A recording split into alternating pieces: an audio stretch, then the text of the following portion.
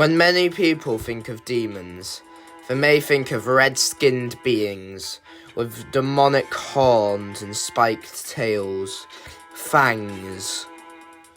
But that's not exactly what they're like. Whilst hell may be thought of a place of fire and ash, or even in some depictions, frost and ice, none of that is quite correct. You see, hell is fleshy, very existent, all the walls and floors that make up it, like its own living being. You see, hell is a hive. Each demon, they have no purpose living in our world. They don't belong in our mortal plane. They have not evolved their methods. They're simply birthed for one purpose, whether that be invading our world or to help build the hive. They have no purpose except the one they were programmed for. This first demon that helps attack the earth, we will be covering so that we know how to fend against it better in the future. This one is labelled the jockey demon by our higher-ups, though many have come to calling it the poultry demon. This is because its lower half resembles a raptor-sized species of chicken with a gaping stomach on its mouth, with its organs spilling across the ground, but fangs lining the sides, and blood constantly spilling from its feet, with legs that have skin so tightly wrapped against the bones you can see the gaps. Out of its mouth comes a zombie-like being. Now, these are often used in attacks on the front line, and they are almost immediately locked onto one person. You see, demons invade small areas at a time, until they want to invade our entire realm. These demons will be on the front lines. They'll go ahead and attack one at a time. They'll never let down. They'll never retreat, even if facing serious injury. They simply try to trap the person, fighting them and keeping them in the same place so the stronger demons can come in later and finish them off. But that doesn't mean these demons don't have the strength to finish someone off themselves. They're quite physically powerful and have done a lot of harm to our recruits. Now, admittedly, the idea for me to do a chicken jockey in this episode was inspired by the Minecraft movie, which, if you want to see my thoughts on it, go check out my video that I made earlier, which was my experience of it, and basically just my thoughts on it if you want to. And I immediately just had an idea in my head for this. I don't even know where it came from, and the idea for this drawing spawned the entire premise of this episode, and well, we've also got Demon as one of the prompts for Mesozoic, which at the end of this week, week 1, will be coming out, so get excited for that.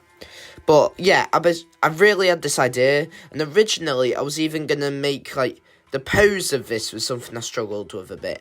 I was going to make it more, S-shaped at the start, going around.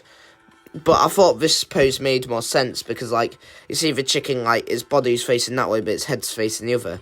I was going to do the same thing with the zombie. So, it's still how it is now, but, the head is turned to be looking where the chicken would be looking, if that makes sense.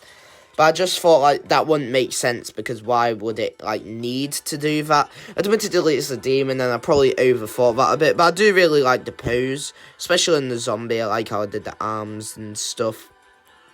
That mouth on the stomach, I'm really proud of. I just think that's such a cool idea, even if it's a bit, random. Overall, I don't really have much to say about this. I just really like it.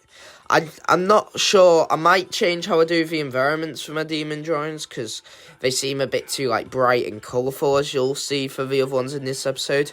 So maybe I'll have to focus on trying to work to make my backgrounds a bit more dark. Something you might have noticed in recent episodes is I've started doing double shading, where with my shading I'll do 2 layers instead of just one like I used to.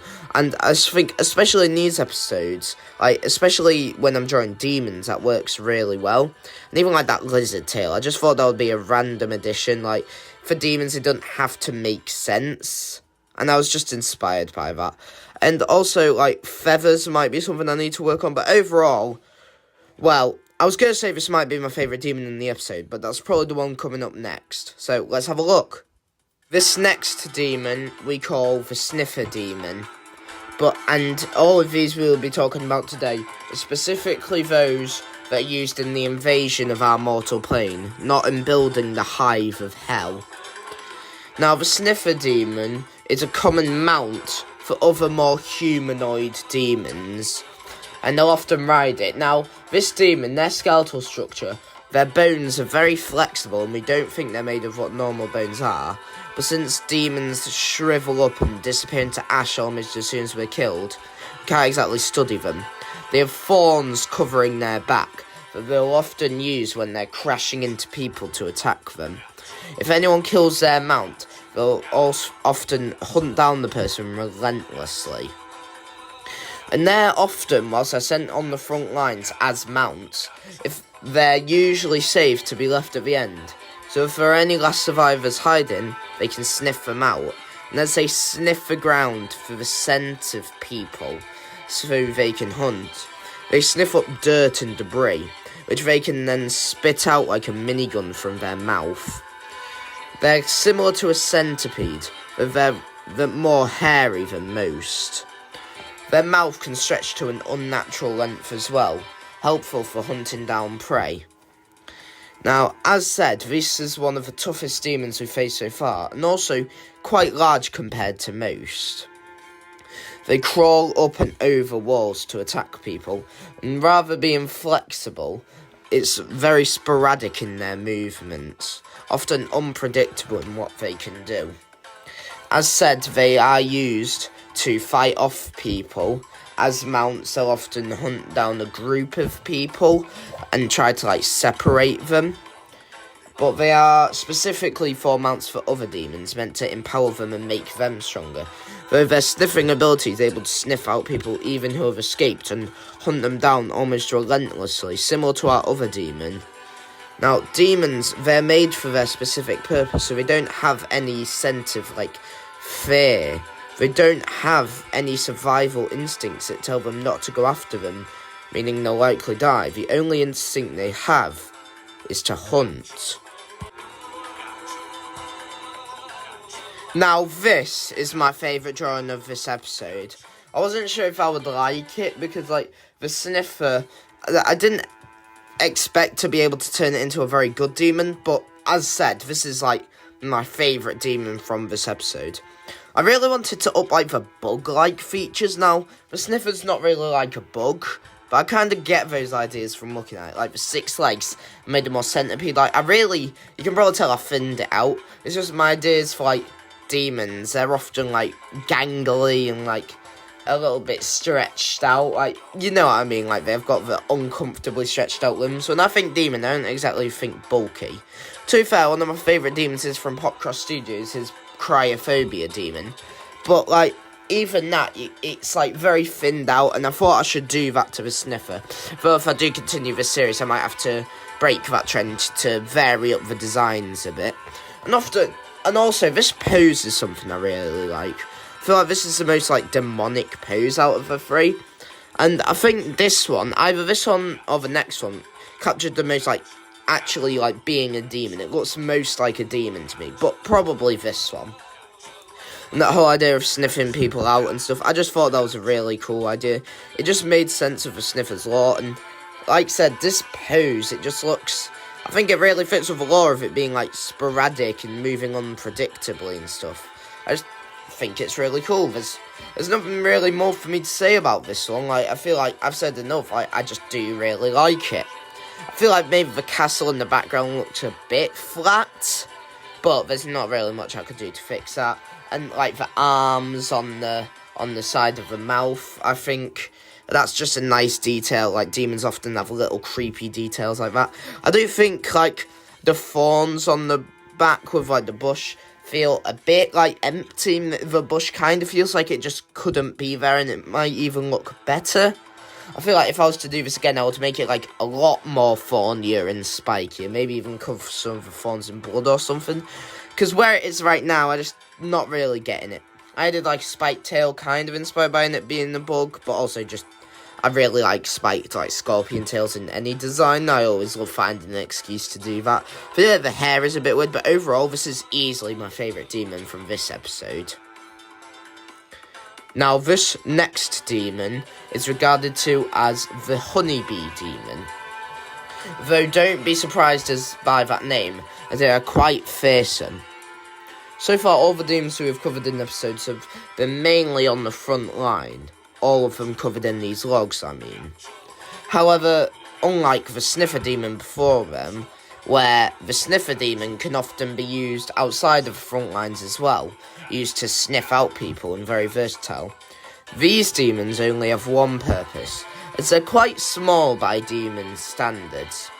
All of these demons have no purpose in the hive. Perhaps in future episodes we will be able to cover that. But these demons we also label as kamikaze demons, though their official title is honeybee demons. They have a machete-like blade at the end of their back, and small hands on their sides that they can't even use for moving things and grabbing them. They're simply there. Now, everything about this demon seems like a decoy. It feels like nothing that's there has to be there, because well, their only purpose really is to kill. And I know I've said that about the others in this log, but for this one it's especially true. Like others, maybe they could hunt someone down, or trap someone for other demons to get there and kill them, but no. These demons only know one thing, and that's to kill. They have antenna-like hands at the end of their head, but their main purpose is to be kamikaze demons. They can fly at almost 20 miles per hour, despite their wings floating above their body, and not really looking like they should be able to support the demon's weight. But they can fly at up to 20 miles per hour, and they'll turn around and stab people with their machete-like stinger. This injects a toxin that gives all other demons the scent of them, so that that person will never be able to run. But also it puts a toxin into their blood that slows down their heart. So not only will the person be slowly dying, but they'll also be moving slower. Now, this demon can actually control the potency of its venom, so it can either kill someone almost instantly. The fastest we've seen the venom take hold on someone and kill them is 10 seconds. I know that personally, I've seen many of my comrades die by being stung by these demons.